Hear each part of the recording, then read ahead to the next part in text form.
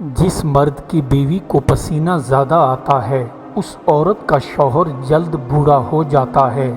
جس مرد کی بیوی سست مزاج کی ہو اس کا شوہر جلدی دولت مند بن جاتا ہے۔ جس کی بیوی غصہ زیادہ کرتی ہے ایسی بیوی جلدی بوڑھاپے کا شکار ہو جاتی ہے۔ ایسی عورت ہمیشہ جوان رہتی ہے جو شوہر کے ساتھ زیادہ پیار محبت بانٹتی ہے۔ جس عورت کی آنکھیں بھوری رنگت کی ہوتی ہیں ایسی عورت سے شادی کرنا بہتر ہوتا ہے۔ جس عورت کی آنکھیں نیلی ہوں ایسی عورت ہمیشہ بچتے رہنا چاہیے۔ موٹی عورتوں سے ہمیشہ دور دور رہو، یہ عورتیں فضول خشک مزاج کی ہوتی ہیں۔ جس عورت کی آواز بھاری بھرکم ہوتی ہے ایسی عورت بہت ہی ٹھنڈی ہوتی ہے۔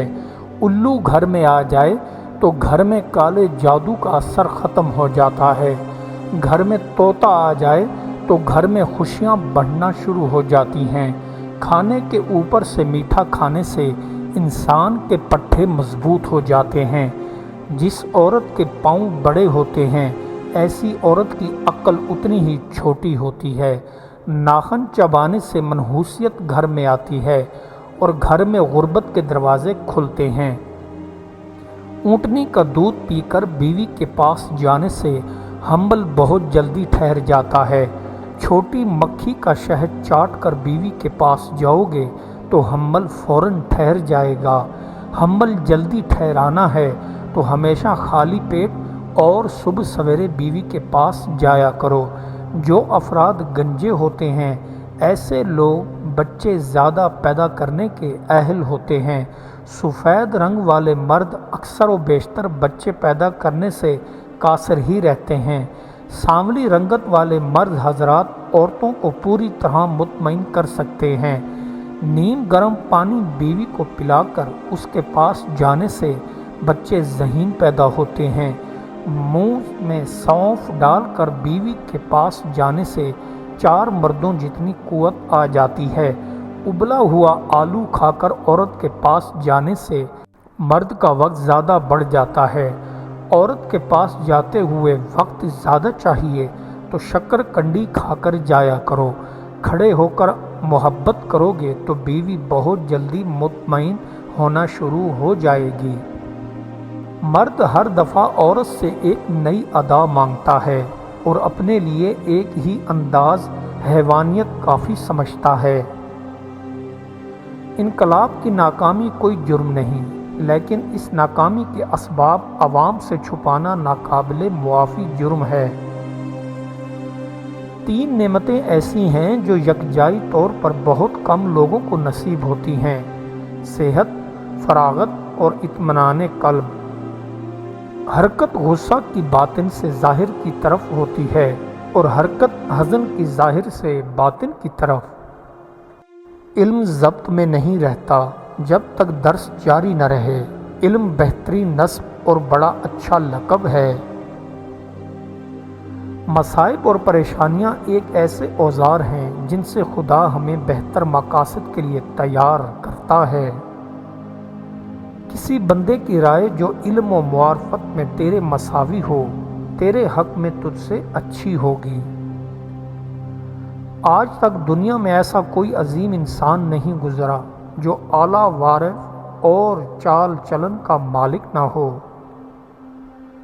قسمت کی مہربانی سے بڑھ کر صحت اور تندرستی کی نعمت ہے، لیکن سب سے بڑھ کر نعمت ذہنی سکون ہے۔ سکون کی تلاش اپنے حالات، اپنے ماحول اور اپنی زندگی سے بیزاری کا نام ہے۔ جو کسی دوسرے کے مذہبی جذبات کا خیال نہیں رکھتا وہ اپنے مذہب کا بھی خیال نہیں رکھ سکتا۔ اگر زندگی کے آداب بیکار ہیں تو شبنم کے 2 قطرے بھی بیکار ہیں جو حسن کو دلکشی عطا کرتے ہیں۔ خبردار، ایسے مرد پر بھروسہ مت کرو جس کے بالوں کا رنگ گندمی ہو، ایسے مرد بے وفا ہوتے ہیں۔ عقل مند اگر خاموش رہے تو قدرت الہی پر غور کرتا ہے اور جب نگاہ اٹھا کر دیکھے تو عبرت حاصل کرتا ہے۔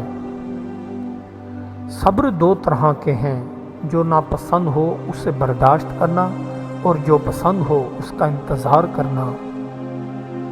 بلند آواز سے رونا بے صبری کی دلیل ہے اور زور سے کہکا مارنا بے وقوفی کی علامت ہے۔ دوسروں کی اصلاح کے لیے اس وقت کچھ کیا جا سکتا ہے جب آدمی خود صاحب عمل ہو۔ ناحق کسی کو مارنے پر پہلے سنگ دلی، پھر خدا شناسی اور آخر میں بے رحمی کی مہر لگ جاتی ہے۔ جو بندہ رزق حلال کماتا ہے اور قناعت کو اختیار کرتا ہے، دنیا و آخرت میں اس کا سر بلند ہوتا ہے۔ اگر تم مسکراتے ہو تو ساری دنیا مسکراتی ہوئی تمہیں نظر آئے گی، لیکن روتے ہوئے تمہیں کوئی چپ نہیں کرائے گا۔ احسان نہ رکھ کہ خدمت سلطان کرتا ہوں، بلکہ اس کا احسان سمجھ کہ تجھے خدمت کا موقع دیا۔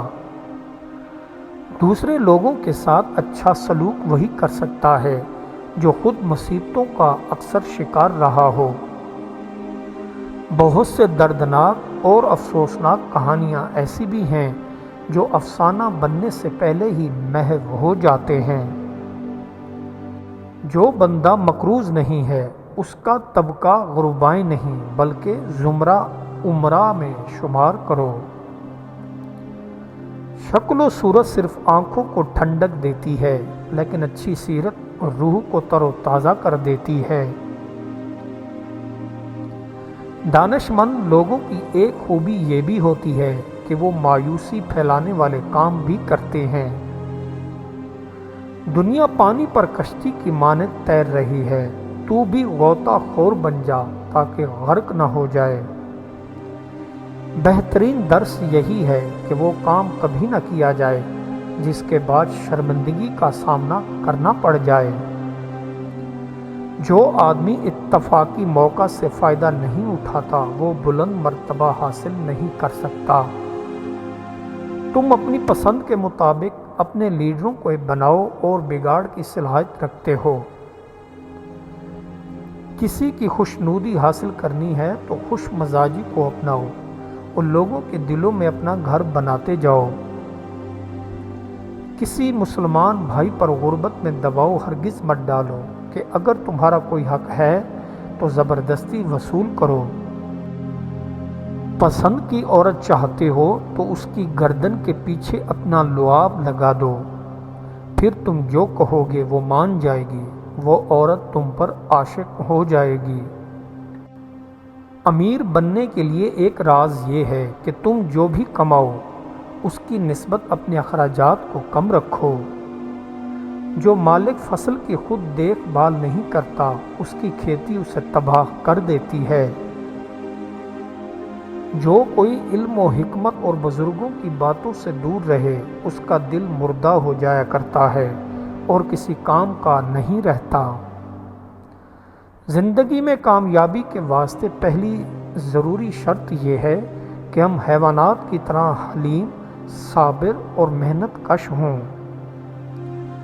طریقت کے راستے پر صرف وہی بندہ چل سکتا ہے جو بہادر ہو اور صبر کا دامن نہ چھوڑنے والا ہو۔ وہ انسان کبھی بھی موت کے لیے تیار نہیں ہو سکتا جو یہ خیال رکھتا ہو کہ وہ کل زندہ رہے گا۔ جس راگنی سے طبیعت میں سرور یا رقت آ جائے یا رنج و غم کا اثر محسوس ہو تو وہ راگنی ہے، باقی مصیبت اور درد سر ہے۔ جہاں سورج چڑھتا ہے وہاں رات بھی ہوتی ہے، مگر جہاں علم کی روشنی ہو وہاں جہالت کا اندھیرا کبھی نہیں آ سکتا۔ گھوڑا صرف اس وقت بزدل اور ڈرپوک ہوتا ہے جب اس کا سوار بھی۔ انسان مقصد سے عظیم بنتے ہیں، جس قدر عظیم مقصد ہو اس کے حصول کی لگن بھی ہو تو اس کی عظمت ملتی ہے۔ دنیا نے تجھ جیسے ہزاروں کو پالا اور موٹا تازہ کیا، پھر خود ہی اپنی خوراک بنا لیا اور زمین کھا گئی۔ پیٹ بھر کر کھانا دنیا کی تمام آفتوں کی ماں، بھرا پیٹ دماغ کو سن کر دیتا ہے اور غفلت کی نیند سلا دیتا ہے۔